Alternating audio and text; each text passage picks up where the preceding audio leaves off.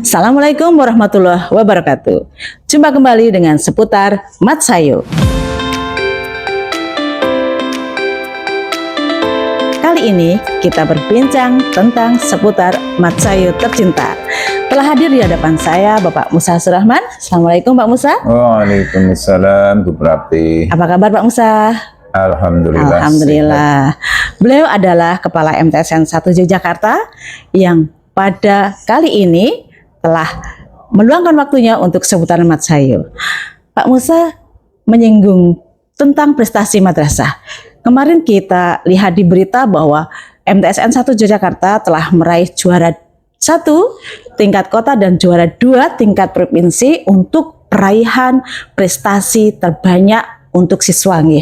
Nah, mungkin Pak Musa, masih adakah hal-hal lain yang mau dicapai atau perlu kita tingkatkan dari prestasi madrasah? Terima kasih Bu Prapti. Yang pertama tentu saya bersyukur ya bahwa madrasah kita itu kemarin meraih prestasi yang cukup membanggakan ya, yaitu prestasi terbanyak ya, terbanyak se-DIY ya, untuk tingkat kota itu nomor 1, kemudian nomor 2 di tingkat DIY.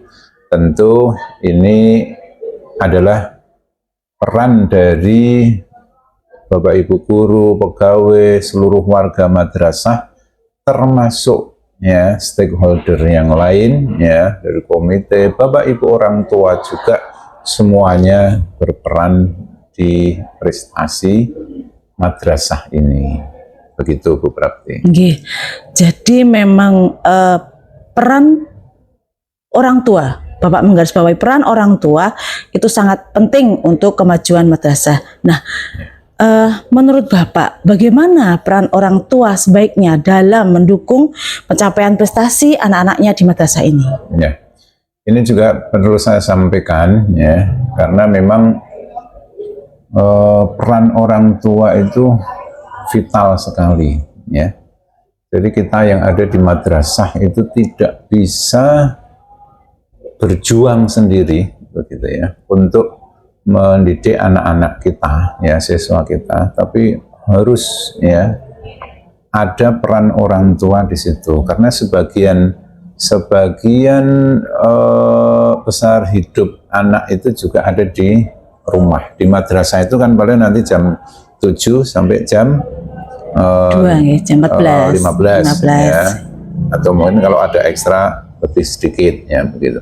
Tapi di rumah itu nanti bisa, terutama hari libur juga ya, itu ada banyak waktu mereka di rumah, sehingga Bapak Ibu di rumah ya, wali murid ya, itu perannya sangat penting ya untuk kesuksesan anak-anak kita ya.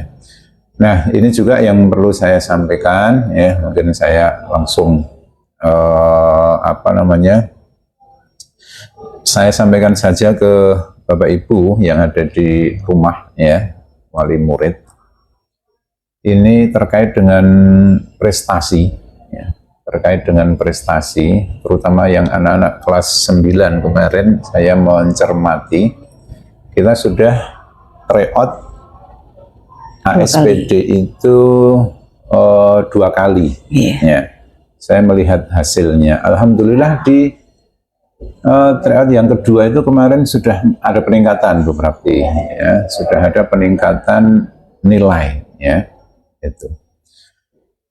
Tapi ada beberapa catatan ya, ada beberapa catatan, terutama ini.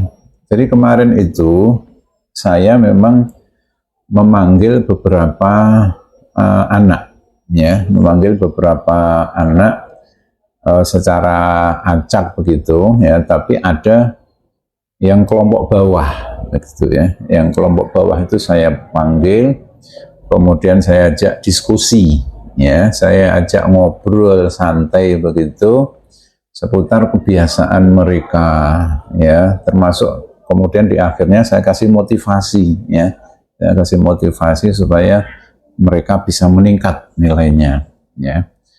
Nah, kemarin memang saya lihat beberapa yang sudah saya panggil di tahap pertama, itu di tryout kedua itu beberapa sudah menunjukkan peningkatan begitu.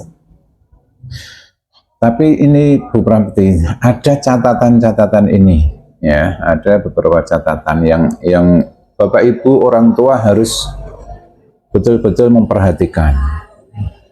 Yang pertama adalah tentang kebiasaan anak-anak ya di rumah itu. Beberapa anak ini yang saya temukan di situ, terutama yang di kelompok bawah. Ya, yang di kelompok atas itu kebiasaannya sudah bagus ya kebiasaannya. Tapi yang kelompok bawah itu kemarin banyak di antara mereka itu kebiasaan satu, tidur itu telat. Jadi malam, ya malam hari.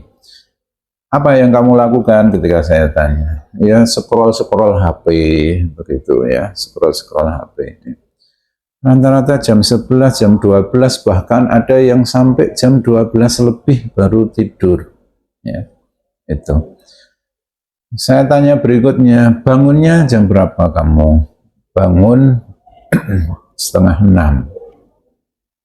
Bangun setengah 6, gitu ya. Pertanyaan berikutnya adalah sholat subuhnya bagaimana, gitu ya.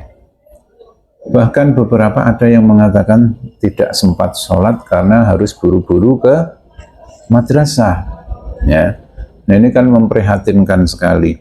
Dan ini Bapak Ibu, ini ternyata fenomena seperti ini juga bisa terjadi, ya, terjadi juga di sekolah yang lain. Ya, kalau saya ngobrol-ngobrol dengan orang tua di luar itu juga ada fenomena yang seperti itu, ya.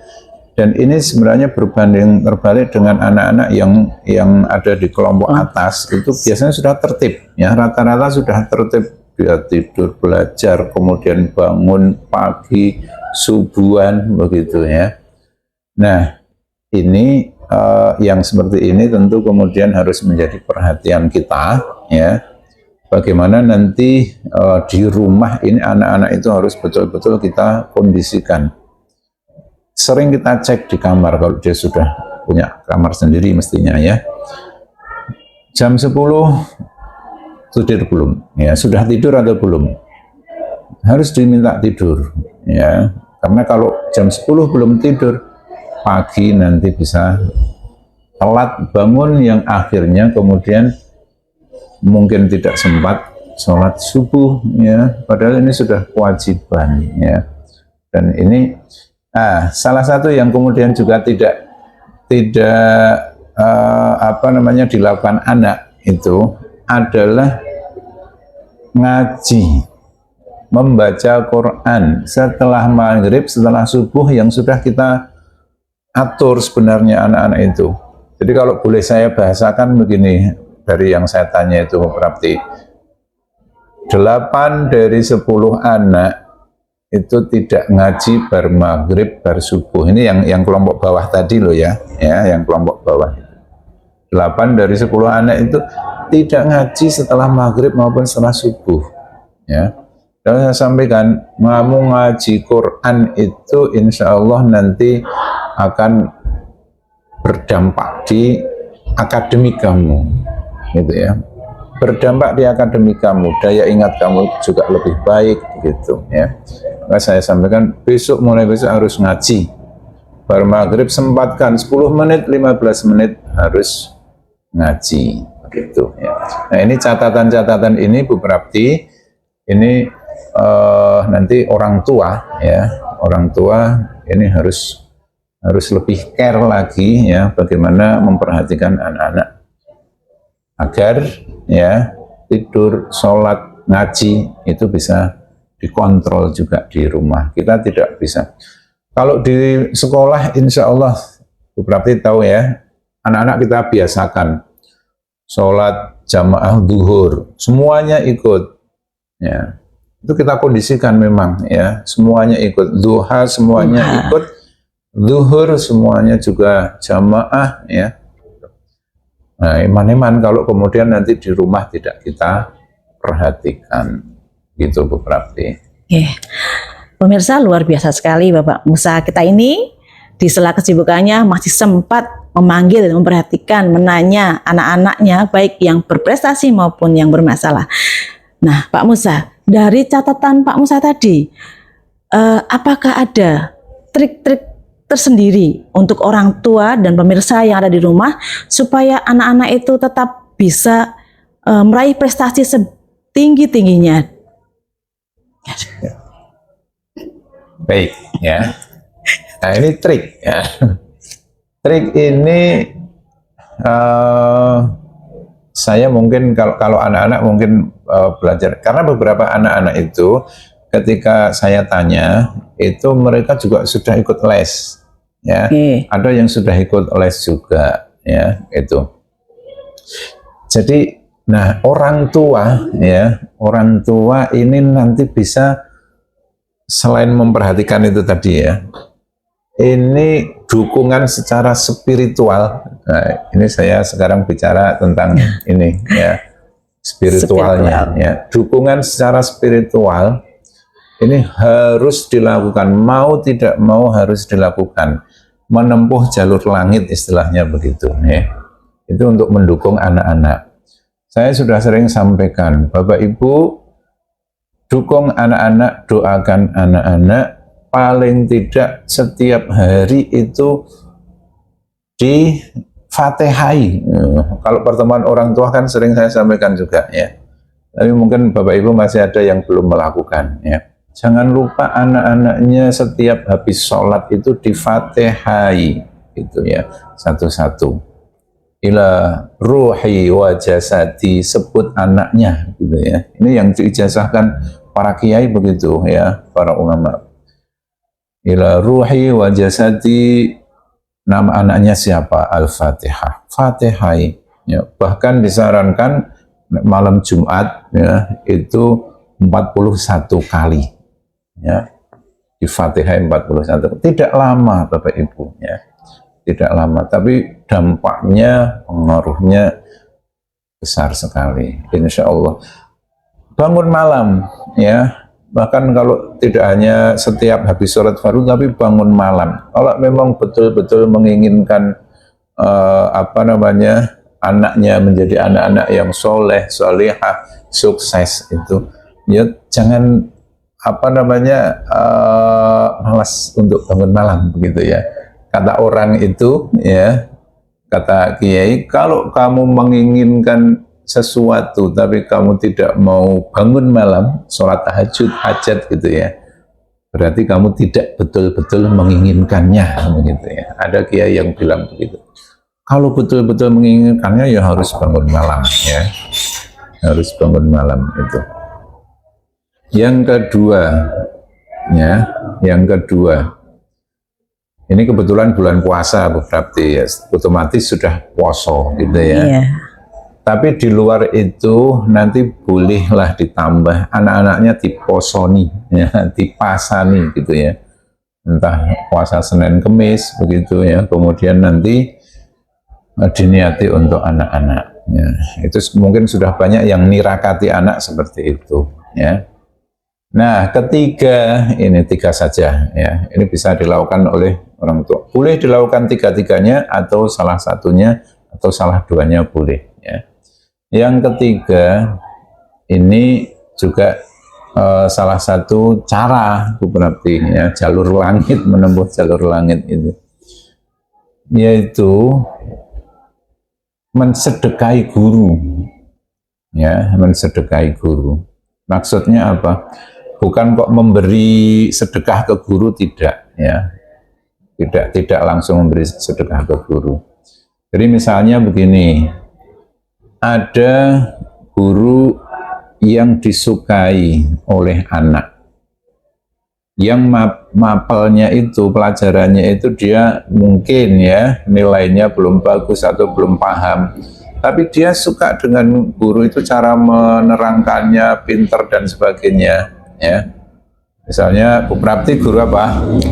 IPA Pak. Nah, Bu Prapti guru IPA ya. Misalnya ada yang diajar Bu Prapti menerangkannya enak ya begitu. Tapi nilai anak ini mungkin, atau anak ini mungkin belum tak paham. Nah, ketika kita ingin mengambil berkah ilmunya guru itu, kita sedekahi.